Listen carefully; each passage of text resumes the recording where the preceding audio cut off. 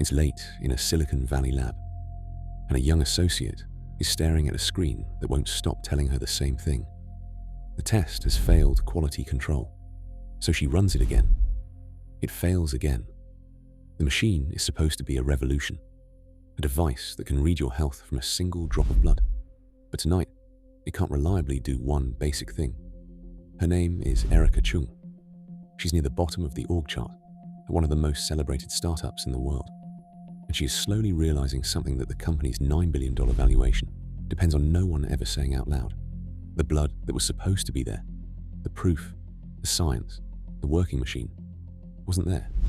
This is the story of how a few people inside the building figured that out, what it cost them to say so, and how a single reporter turned their doubts into the unraveling of Theranos. To understand why that failure mattered, you have to understand the promise. In 2003, a 19-year-old named Elizabeth Holmes dropped out of Stanford to build a company around a simple, seductive idea. Most people hate needles. So what if you never needed one? One tiny finger prick, a few drops of blood in a small container she called a nanotainer. And from that single sample, a machine could run hundreds of diagnostic tests, more than 240 of them, the company claimed, faster, cheaper, and from the comfort of your local pharmacy. It was a story made for headlines, and the headlines came. By 2013 and 2014, Theranos reached a private valuation of roughly $9 billion. On paper, Holmes was worth about $4.5 billion, and around her she assembled a board unlike anything in tech. Two former US Secretaries of State, George Shultz and Henry Kissinger, a retired Marine General, or James Mattis, the famed litigator David Boies. It was a wall of prestige. Who questions a company guarded by statesmen? That wall was the point. It made Theranos feel untouchable. But prestige is not science, and the science had a problem. At the center of the company was a device Theranos called the Edison. In the pitch, it was a medical miracle. In reality, according to evidence later laid out in court and in regulatory filings, the Edison was something far more modest, essentially an automated immunoassay machine. It could only ever perform around a dozen types of tests, not hundreds, about 12. There was no breakthrough that let one small box run a full panel of blood work from a pinprick.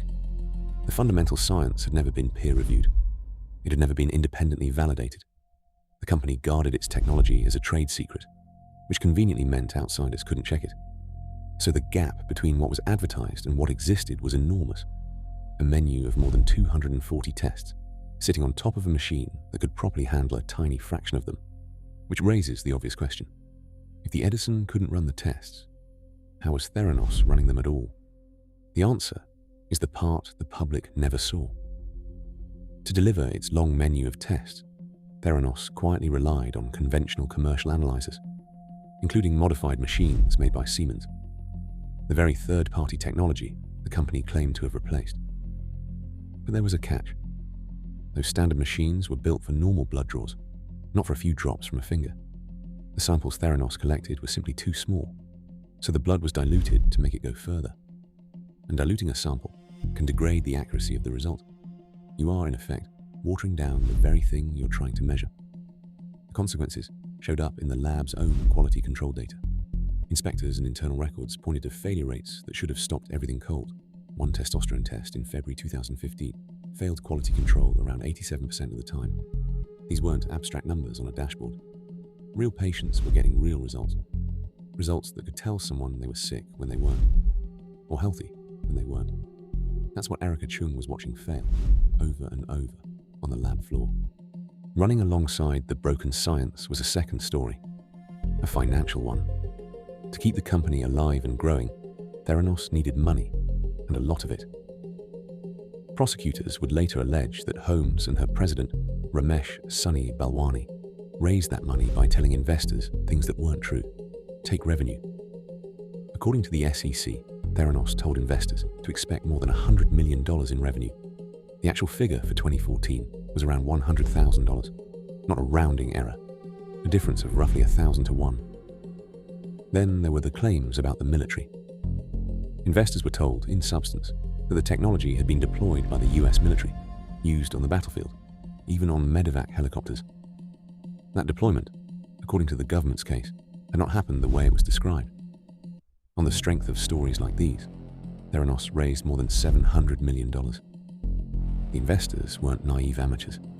They included media mogul Rupert Murdoch and the families behind the DeVos and Walton fortunes. Sophisticated money, trusting a story. Inside the company, the people who knew the most had the least power. Erica Chung, the lab associate, took her concerns about the failing quality control to a federal regulator. Her complaint to the Centers for Medicare and Medicaid Services would help trigger the inspection that mattered. And she wasn't alone. Tyler Schultz, a young research engineer, had seen problems too. His situation was especially fraught. His grandfather was George Schultz, the former Secretary of State who sat on the Theranos board. The young man's doubts pitted him against his own family's faith in the founder. Both became key sources for a reporter who was starting to circle the company. And both, according to extensive reporting, faced enormous pressure to stay quiet. The company's legal firepower turned aggressive. According to that reporting, whistleblowers described intimidating legal pressure, fears of being surveilled, and the looming threat of lawsuits over trade secrets and confidentiality agreements. For young people at the start of their careers, the message was clear. Speaking up could cost you everything. Some of them spoke up anyway. The reporter was John Carreyrou of the Wall Street Journal. His interest had been sparked in part by a skeptical pathologist blogger named Adam Clapper, and it deepened as whistleblowers and sources started to talk. Piece by piece, Carreyrou assembled what the company had worked so hard to hide. On October 15, 2015, the journal published his investigation. The headline finding was devastating in its simplicity. The Edison was unreliable, and Theranos was running most of its tests, not on its own revolutionary device, but on the same conventional analyzers everyone else used. Here's the detail that makes the moment remarkable. Rupert Murdoch was the single largest investor, with around $125 million at stake. He also controlled the parent company of the journal. Holmes reportedly appealed to him about the story. He did not block it. The reporting ran, and once it did, the carefully built wall of prestige started to crack because the questions were no longer coming from inside a lab. They were on the front page. After the story, the regulators moved fast. In early 2016, the Centers for Medicare and Medicaid Services inspected the company's California lab and found deficiencies so severe they used a specific, chilling phrase, immediate jeopardy, to patient health. By July 2016, CMS revoked the lab's federal certification and banned Holmes from owning or operating a clinical lab for 2 years. The lab director would later testify that he voided every Edison test from 2014 and 2015, wiping out 2 years of results as unreliable. The commercial partners didn't wait around. Walgreens, which had placed Theranos testing inside its stores in a flagship retail partnership, ended the relationship and later settled a consumer class action for $44 million. The valuation that had once touched $9 billion evaporated. In September 2018, Theranos ceased operations and moved to dissolve. The company that promised to reinvent blood testing simply stopped existing. Then came the reckoning. After years of trial, in January 2022, a jury convicted Elizabeth Holmes on 4 counts of defrauding investors. She was acquitted on the counts related to patients, and the jury deadlocked on 3 others.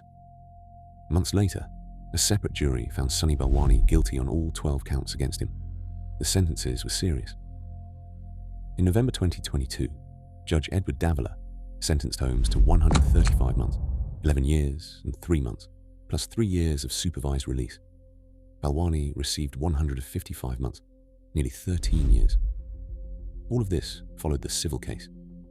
Back in March 2018, the SEC had charged Theranos, Holmes and Balwani with massive fraud over raising more than $700 million.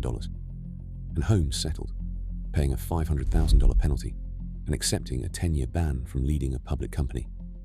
In 2023, the court ordered Holmes and Balwani to pay roughly $452 million in restitution.